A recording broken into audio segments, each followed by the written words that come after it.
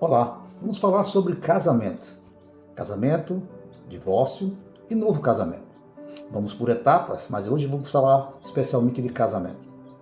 O que é o casamento, como ele se concretiza, qual é o modelo de casamento segundo a Bíblia, segundo a vontade de Deus para os seus filhos. Então, começamos com o texto de Gênesis 2, 24, que Deus vai dizer ali: portanto, por isso deixará o homem pai e mãe e unir-se-á a sua mulher, e os dois serão uma só carne. Então nós vemos aí que Deus diz que o homem e a mulher, o homem deixará a sua casa, os seus pais, irá se unir à sua mulher e os dois serão uma só carne.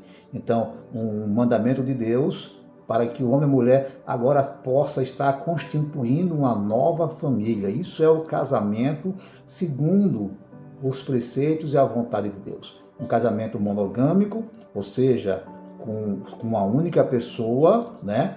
Para a sua intimidade sexual também, com a única pessoa, com a fidelidade, e um casamento heterossexual.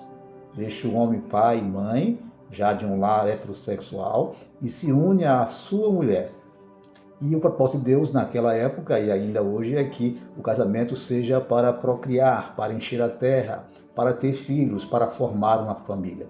Esse é o casamento segundo os propósitos de Deus. Todas as outras formas que as leis, os países, os estados permitem, através das leis que foram criadas, algumas delas não estão segundo o propósito de Deus. Então nós podemos asseverar que esse é o modelo único que Deus estabeleceu, homem e mulher.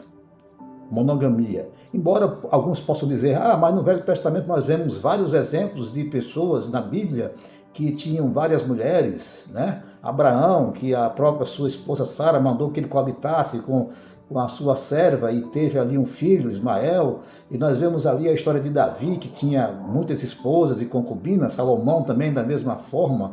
Nós vemos que essas pessoas não era a vontade de Deus, mas Deus permitiu que isso acontecesse, né? Era uma tolerância, vamos dizer assim. Então, não é uma regra, eram exceções que aconteceram, e nós vemos que esses casamentos, todos eles tiveram consequências, né? A serva Agar, serva de Abraão, a serva de Sara, foi expulsa, porque a sua senhora Sara teve ciúmes dela. A Sara queria crescer diante ali do seu senhor Abraão e da sua senhora Sara. Nós vemos ali Davi, com as suas muitas mulheres, que acabou tendo filhos que estuprou a irmã, né? Tivemos aí filho querendo destronar o próprio pai. Então, tudo isso consequências de casamentos que não era da vontade de Deus. Salomão, através de muitas mulheres que esteve, também foi onde houve a sua ruína. O homem que Deus deu tamanha sabedoria, mas que no final ele permitiu que aquelas mulheres trouxessem os seus cultos idólatras e ali estabelecesse para o povo. Então nós vemos que casamentos que não estão de acordo com a vontade de Deus traz consequências danosas. Então nós não podemos olhar para essas pessoas e dizer, não, se eles puderam ter, nós também podemos. Não, Deus não mandou, Deus tolerou. E eles tiveram consequências drásticas. E Deus não esconde na Bíblia o pecado das pessoas. Pelo contrário, ele mostra que esses casamentos não estavam de acordo com a vontade dele. A vontade dele era uma única mulher para o único homem. E também nós vemos aí que nós devemos estar com nossos olhos em Cristo Jesus, né? O nosso olhar fito em Cristo Jesus, autor e consumador da nossa fé, né? Então nós vemos que Cristo, ele disse, no princípio não foi assim, quando questionaram a ele sobre o divórcio. Mas Deus disse, deixará o homem pai e mãe, iniciar a sua mulher, e os dois serão uma só carne. Paulo vai falar na carta aos Efésios, no capítulo 5, sobre o casamento e faz ali uma alegoria entre Cristo e a igreja, sendo a igreja a esposa de Cristo, a qual Cristo deu a vida por ela, então o marido também dá a vida pela sua esposa. Então nós vemos os exemplos de um casamento monogâmico. Agora, uma curiosidade, eu não sei se você sabe, o casamento como nós conhecemos, a palavra casamento, essa instituição, foi criado pela Igreja Católica no século XII, isso mesmo.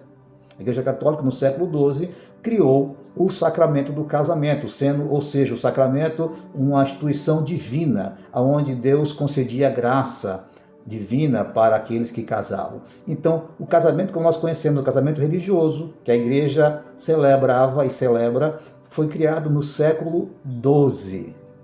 Isso mesmo. E o casamento civil que nós praticamos aqui no Brasil foi criado em 1890, no governo provisório do Marechal Deodoro da Fonseca.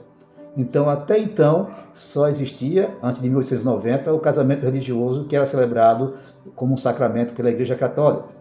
E depois disso, em 1890, criou-se agora o casamento civil, as leis estabelecidas para que tivesse o casamento civil, na separação entre igreja e Estado, e agora sim, valeria perante a lei o casamento civil para questões de herança, para questões de tudo mais, de direitos.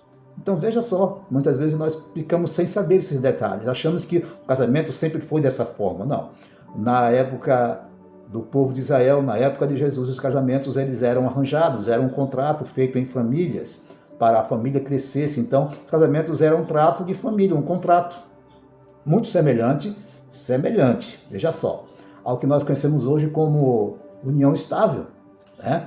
Esse contrato de união estável.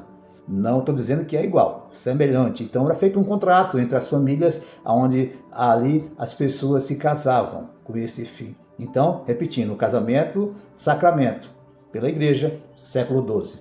O casamento civil, no Brasil, 1890, no governo do Marechal Deodoro da Fonseca.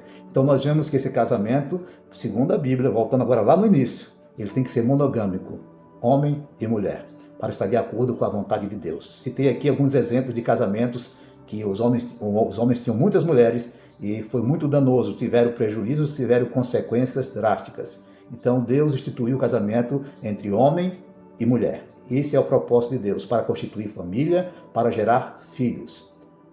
Monogâmico. Então nós vemos que Deus fala lá na carta aos Hebreus que seja sagrado entre nós, né?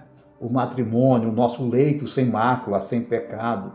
Então esse é o casamento. Esse casamento que Paulo vai fazer a comparação entre Cristo e a igreja. Cristo sendo noivo e a igreja a noiva de Cristo, aonde Cristo deu a vida por ela. E diz que o homem também dá a vida pela mulher, aquela mulher que ama o homem, que é submissa no sentido de submissão de estar junto, de estar ali compartilhando tudo na vida do seu marido, com o marido. E o marido a ama ao ponto de entregar a sua vida por ela. Então nós vemos que esse é o casamento. Então, quer dizer para você, siga o nosso canal, nós estaremos muito em breve tratando do outro ponto, divórcio e novo casamento. Que Deus te abençoe, que você possa estar aí seguindo e possa aí estar compartilhando conosco, com os seus amigos, compartilhando essa mensagem. E se tiver alguma dúvida, se tiver alguma observação, mande para nós teremos o prazer de estar também te respondendo. Que Deus te abençoe grandemente em Cristo Jesus. Que você possa ter um casamento abençoado por Deus, até que a morte vos separe. Nós possamos estar aí firmes nesse propósito que Deus deu para as famílias. E vamos orar com o pastor Jairo, sentir a paz que ele traz pra nós, incentivador da conversão a Cristo. Em sua oração ouvimos sua voz. No lugar ele voa com paixão, suas palavras tocam o coração, movido pela fé e a compaixão, despertando em nossa devoção. E vamos orar com o pastor Jairo, sentir a paz que ele traz pra nós, incentivador da conversão a Cristo. Em sua oração ouvimos sua voz.